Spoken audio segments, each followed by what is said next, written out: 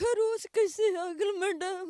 लड़के और कुछ करने लगते, खरोच कहाँ से आए? मैडम यहाँ पर तो माथा में चोट लगी मैडम। मेरी बेटी भुला गई तो हम भी भुला गए। मेरी बेटी खिलल मुरझा गई, मैं भी मुरझा। पटना के एक हॉस्टल में एक मेडिकल की छात्रा बेहोश मिलती है। कुछ समय बाद यह खबर आती है कि इलाज के दौरान उसकी मौत हो गई। जब परिवार वालों के पास पहुंचता है तो शरीर पर चोट के निशान सवाल बनकर चीखने लगते हैं। यह घटना इतनी डरावनी है कि आपकी रूह कांप जाएगी। यह सिर्फ एक मौत नहीं बल्कि सिस्टम पर लगा गंभीर आरोप है। वैसे तो सरकार कहती है बेटी बचाओ बेटी पढ़ाओ, लेकिन यहां बेटी पढ़ने तो गई थी लेकिन बच नहीं पाई। आज के कहानी के माध्यम से हम यह जानने की कोशिश करेंगे कि आखिरकार उस लड़की के साथ हुआ क्या था, आखिर उसकी क्या मजबूरी थी, वो मजबूर थी भी या नहीं, क्या यह प्रेम प्रसंग का मामला तो नहीं। हम यह भी जानने की कोशिश करेंगे कि उसके कमरे में 90 रैपर नींद की गोलियों की क्या सच्चाई है। क्या इनमें किसी बड़ी मछली का नाम है? वो लोग कौन थे जो लोग इस पूरे घटनाक्रम में संलिप्त हैं? दोस्तों, आज की जो सच्ची घटना आपको बताने जा रहा हूं, यह सच्ची घटना बिहार के राजधानी पटना के मुन्ना चौक स्थित शंभू गर्ल्स हॉस्टल की है। विक्रमादित्य और चाणक्य की भूमि बिहार की राजधानी पटना, पढ़ाई और सपनों का वो शहर जहां बच्चियां आंखों में कुछ बनने का सपना लेकर जाती है।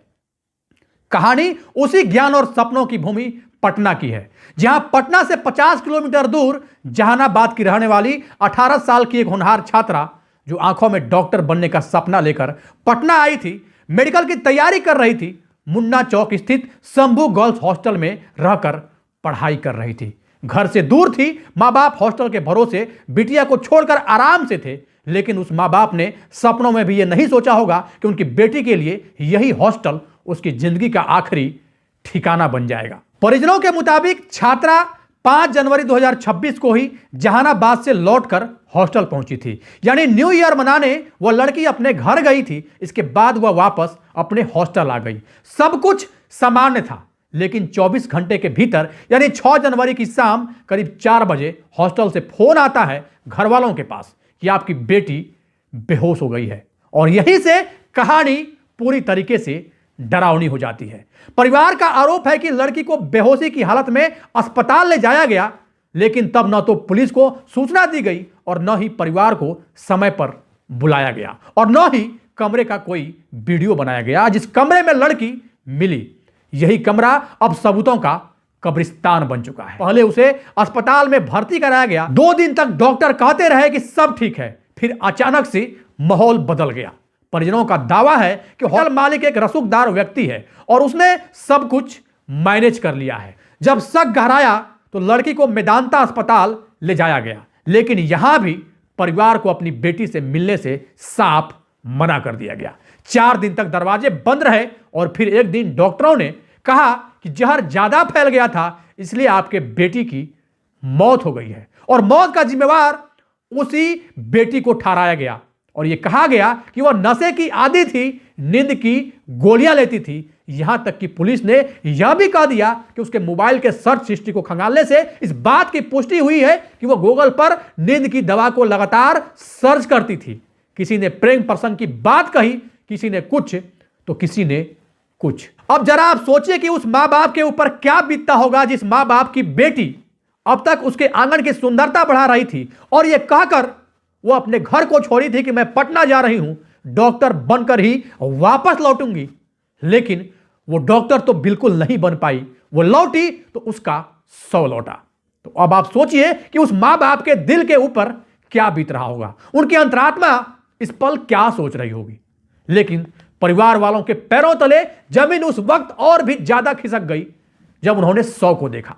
सिर और शरीर पर गहरे चोट के निशान थे जो बिल्कुल भी नॉर्मल नहीं थे। परिवार वालों ने यह आरोप लगाया कि उनकी बेटी के साथ 1-2 घंटे नहीं बल्कि कई घंटे तक लगातार सामूहिक रूप से हैवानियत जैसे घटना को अंजाम दिया गया। इसके बाद जब लड़की की हालत बिगड़ी तब उसे हमेशा के लिए गहरी नींद में सुला दिया गया।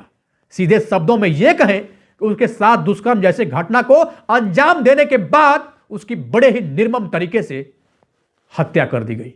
जबकि इस पूरे मामले को ड्रग ओवरडोज और बीमारी का नाम देकर दबाया जा रहा है। लड़की के मामा का आरोप है कि यह बीमारी नहीं, संघर्ष की कहानी है, यह बेहोशी नहीं, हिंसा और दरिंदगी है, यह मौत नहीं, एक सुनियोजित तरीके से की गई हत्या है। दूसरी ओर पुलिस के बयान के हिसाब से लड़की के गूगल सर्च हिस्ट्री में नींद की दवा का क्या असर होता है, अपने आप को खत्म कैसे करें, इस तरह की चीजों को सर्च करते पाया गया है। मेडिकल जांच के बाद जो उसके यूरिन रिपोर्ट आया था उसमें भी नींद की दवा का ओवरडोज होना बताया गया था। लड़की को टाइफाइड था, नींद की गोलियों की लत थी और कमरे से नींद की 90 गोलियों के रैपर मिलने की बात भी कही जा रही है। लेकिन परिवार वाले साफ सवाल पूछ रहे हैं, अगर हम थोड़ी देर के लिए इस बात को मान भी लेते हैं, अगर ऐसा था तो जांच में हमें साथ क्यों नहीं रखा गया? क्यों जल्दी जल्दी परिजनों से छुपाकर यह सब कुछ किया गया? जिसके बाद विवाद और भी ज्यादा गर्मा गया। कई सारे सवाल उठने लगे। कई सारे सवाल ऐसे हैं जो इस पूरे मामले को और भी ज्यादा पेचीदा बना रहा है। सबसे बड़ा सवाल यह कि लड़की के कमरे में 1-2 रैपर नहीं बल्कि 90 रैपर नींद की गोलियां आखिर किसने रखी होगी? जहां एक मौत हो गई, उस हॉस्टल के मालिक से इतनी नरमी क्यों बरती जा रही है?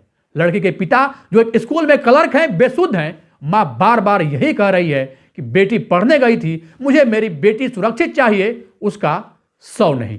जिसके बाद परिवार ने मांग की कि पीएमसीएच में मेडिकल बोर्ड से वीडियो रिकॉर्डिंग के साथ पोस्टमार्टम कराया जाए और ऐसा हुआ भी। परिवार और समाज के दबाव में आकर पोस्टमार्टम के लिए पुलिस तैयार हो गई।